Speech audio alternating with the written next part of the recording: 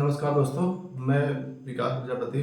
आज मैं आप लोग के सामने हाजिर हूँ हिंदी ग्रामर का कुछ ऐसा टॉपिक जो हर बार जो है एग्जाम में जो है इस टॉपिक से कम ये मान के चलिए कि 7 से 8 प्रश्न तो पूछे ही जाते हैं।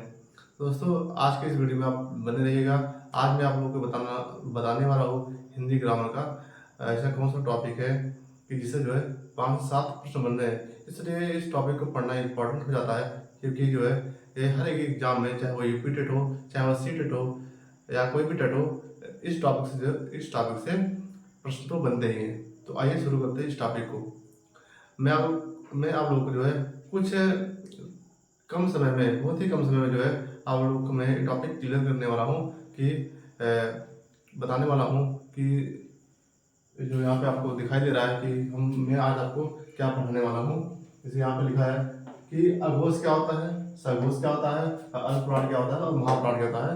बहुत ही साफ शब्दों में या बहुत ही कम शब्दों में मैं आप लोग को बता दूंगा कि अघोष और सघोष क्या होता है, अल्पप्राण और महाप्राण क्या होता है। तो आइए जानते हैं। इसके पहले मैं हिंदी ग्रामर के बारे में वीडियो बना चुका हूँ। उस वीडियो में बताया गया था कि स्वर क्या होता है, व्यंजन क्या होता है। इसका वीडियो बन चुका है। अगर आप लोग नए हैं तो आप लोग जाके उस पुराने वाले वीडियो को देख सकते हैं। तो मैं आप लोग को बता दूँ, थोड़ा सा चर्चा मैं कर लूँगा कि स्वर क्या होता है और व्यंजन क्या होता है। देखिए, क्यों स्वर के बारे में पढ़ना है, व्यंजन के बारे में पढ़ना है, क्योंकि कुछ स्वर ऐसे होते हैं जो अघोष, सघोष और अल्पप्राण महाप्राण टॉपिक में आते हैं। और कुछ ऐसे कुछ सघोष भी है, ऐसे कुछ सॉरी माफ कीजिएगा, ऐसे कुछ व्यंजन भी हैं जो इस टॉपिक से संबंध रखते हैं। अघोष से, सघोष से, अल्पप्राण से, महाप्राण से संबंध रखते हैं।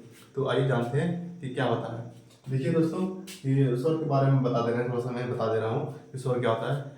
कि स्वर जो होते हैं वो बिना किसी रुकावट के बोले जाते हैं, बिना किसी दबाव के बोले जाते हैं, और बहुत ही कम शब्द में बोले जाते हैं, और बिना किसी के सपोर्ट के, बिना किसी सहारे के बोले जाते हैं। ऐसे ध्वनियों को हम लोग स्वर कहते हैं। ये जो है हम लोग को, मैं आप लोग को बता चुका हूँ पहले वाले वीडियो में। स्वर कितने होते हैं ये भी बताया गया। स्वर जो होते हैं देख सकते हैं यहाँ पे छोटा, बड़ा, छोटी, बड़ी, टाउ, बड़ाऊ, री, ए, ऐ, ओ, औ। टोटल अगर गिन लिया जाए तो स्वरों की संख्या जो होती है, तो स्वरों की जो संख्या होती है वो टोटल 11 होती है ना। अगर कुछ बताओ स्वरों की संख्या कितनी होती है, तो 11 होती है। और मात्राओं की संख्या कितनी होती है, तो 10 होती है। क्योंकि छोटा आकार जो होती है, जो हमारा छोटा है, ये छोटा का कोई भी मात्रा नहीं होता है। बाकी जो बड़ा है, छोटी, बड़ी, छोटा, बड़ाऊ, री, ए, ओ, इन सभी की मात्राएं होती हैं। इसके अलावा हमारा जो बचता है, ये अंग और आह बचता है, अंग और आहा बचता है। इनको जो है हम लोग अयोग वाह कहते हैं। क्या कहते हैं दोस्तों? अयोग वाह कहते हैं। यहाँ पे मैं लिख दे रहा हूँ, क्या कहते हैं? अयोग वाह कहते हैं। क्यों अयोग वाह कहते हैं? क्योंकि अयोग वाह ऐसे ध्वनियाँ होती हैं कि जो है ना तो पूरा तरह से स्वर होते हैं, ना तो पूरी तरह से ही व्यंजन होते हैं।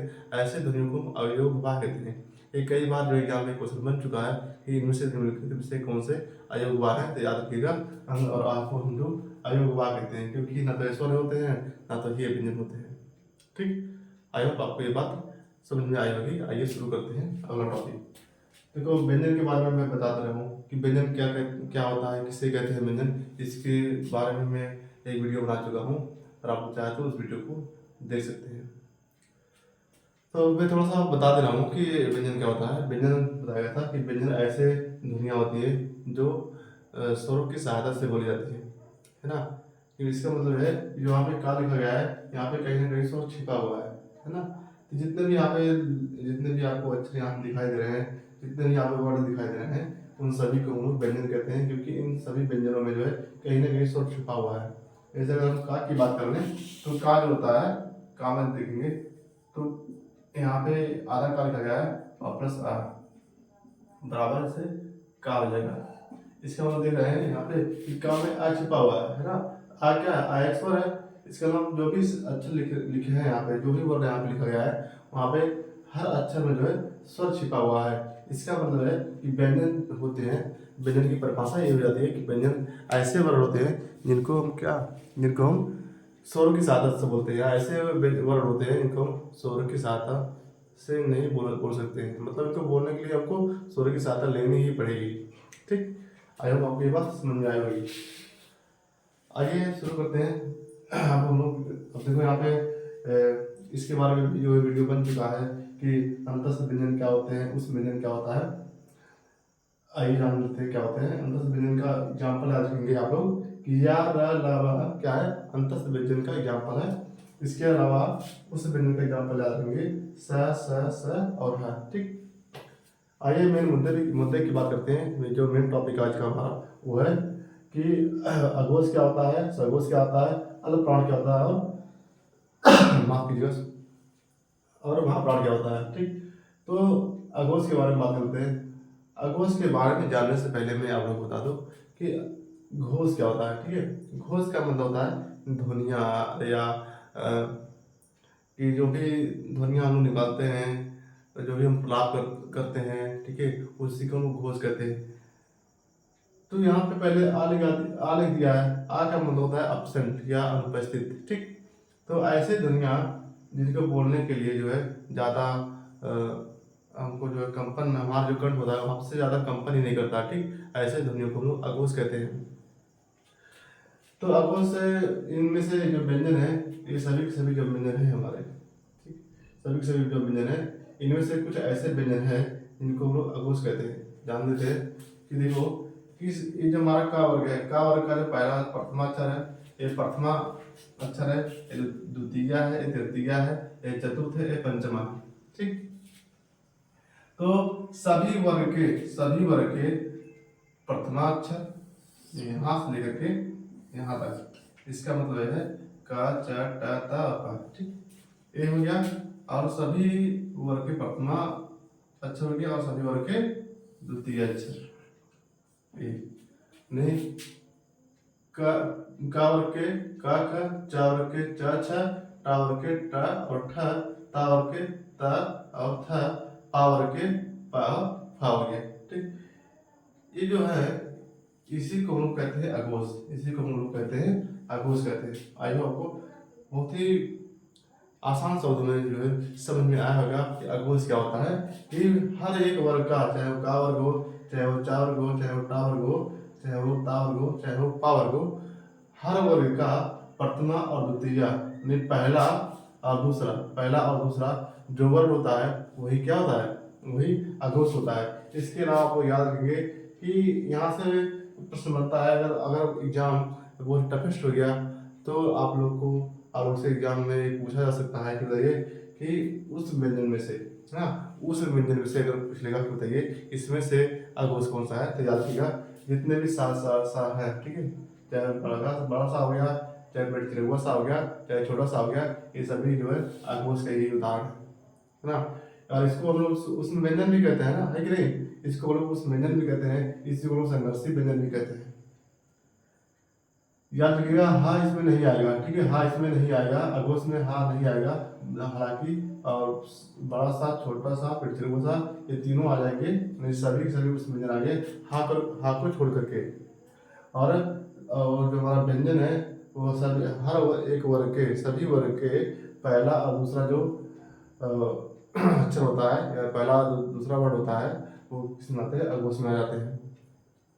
आइए जानते हैं सघोष के बारे में क्या होता है। सघोष का मतलब होता है कि ऐसे ध्वनियाँ जिनको बोलने के लिए हमारे कंठ से कंपन उत्पन्न होता है, अरे कुछ ना कुछ क्रिया प्रतिक्रिया हो रही। ठीक है, ऐसे ध्वनियों को लोग सघोष कहते हैं।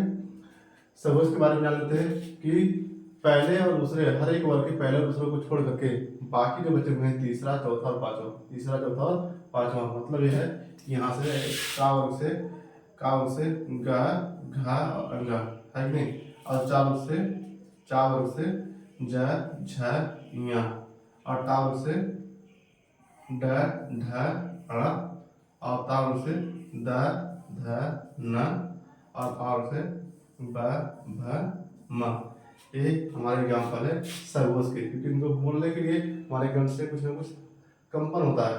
इसके अलावा आप लोग याद रखेंगे कि सभी के सभी जो स्वर होते हैं, वो हमारे सघोष के एग्जाम्पल है ना। सभी के सभी स्वर जो है, चाहे वो छोटा हो, बड़ा हो, छोटी बड़ी, छोटा हो, बड़ा हो, री, ए, ऐ, ओ, औ, ये सभी के सभी किसके एग्जाम्पल है, सघोष के एग्जाम्पल हो जाएंगे। इसके अलावा जो है आप लोग को एक थोड़ा सा छोटा सा चीज़ और याद रखना है कि जो हमारा अंतस्थ व्यंजन होता है, जो हमारा अंतस्थ व्यंजन होता है वो भी किसका एग्जाम्पल हो जाता है, वो भी हमारा सरगोश का एग्जाम्पल हो जाता है। अंतस्थ व्यंजन में याद रखेंगे या, र, ल, व आते हैं। ये चारों के चारों जो अंतस्थ व्यंजन हैं, अंतस्थ व्यंजनों की संख्या 4 होती है और ये चारों के चारों किसके एग्जाम्पल हो जाएंगे, सरगोश के एग्जाम्पल हो जाएंगे। अगला जो हमारा टॉपिक बनता है कि अल्पप्राण किसे कहते हैं। अब देखो यहाँ पे अल्पप्राण जो जो शब्द है वो जो दो शब्दों से मिलकर बना हुआ है, एक है अल्प और दूसरा है प्राण। अल्प का मतलब तो होता है, अल्प का मतलब होता है थोड़ा, और प्राण का मतलब होता है जो हम लोग के मुंह से जो हवा निकलती है, वायु निकलती है, इसी को हम लोग प्राण कहते हैं हिंदी भाषा में, हिंदी टॉपिक में। तो जो अल्प का मतलब हो गया थोड़ा और प्राण का मतलब हो गया वायु।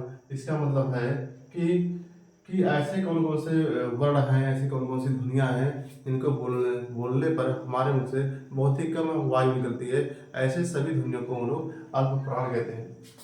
तो सभी के सभी जो अंतस्थ व्यंजन है या, र, ल, व है ना, सभी के सभी जो अंतस्थ व्यंजन है, सभी के सभी अंतस्थ व्यंजन जो है वो हमारे एग्जाम्पल हो जाएंगे किसके एग्जाम्पल हो जाएंगे अल्प प्राण के।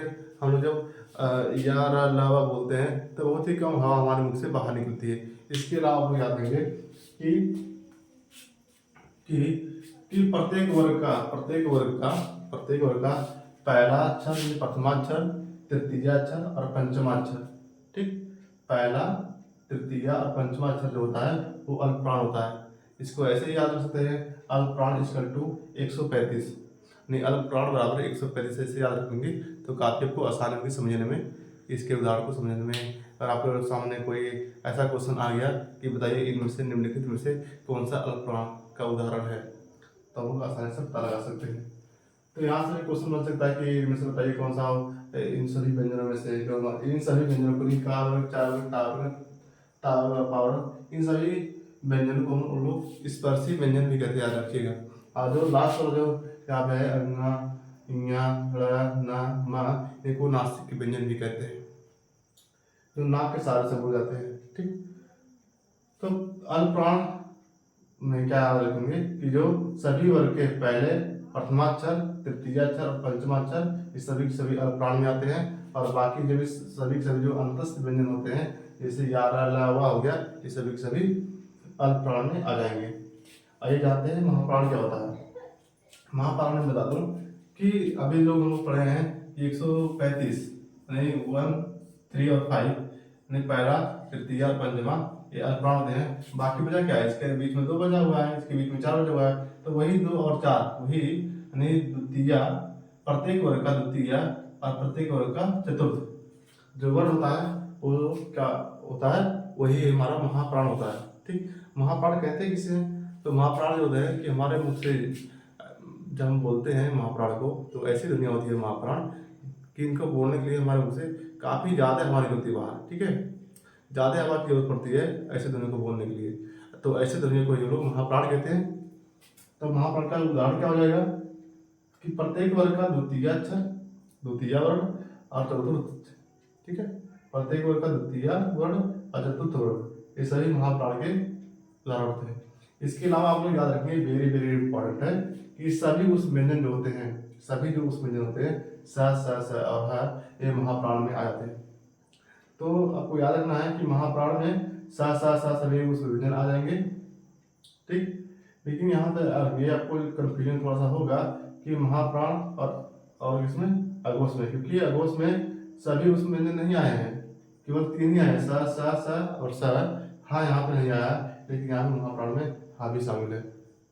आई होप आपको जो है आज का वीडियो काफ़ी पसंद आया होगा। अगर आपको ये वीडियो पसंद आई हो तो कृपया करके मुझे सपोर्ट करें और मेरे चैनल को सब्सक्राइब करना ना भूलें। अगर आपको कोई डाउट है हिंदी टॉपिक से संबंधित तो आप लोग जो है कमेंट में उस प्रश्न को पूछ सकते हैं। तो दोस्तों आज के लिए बस इतना ही। जय हिंद, वंदे मातरम।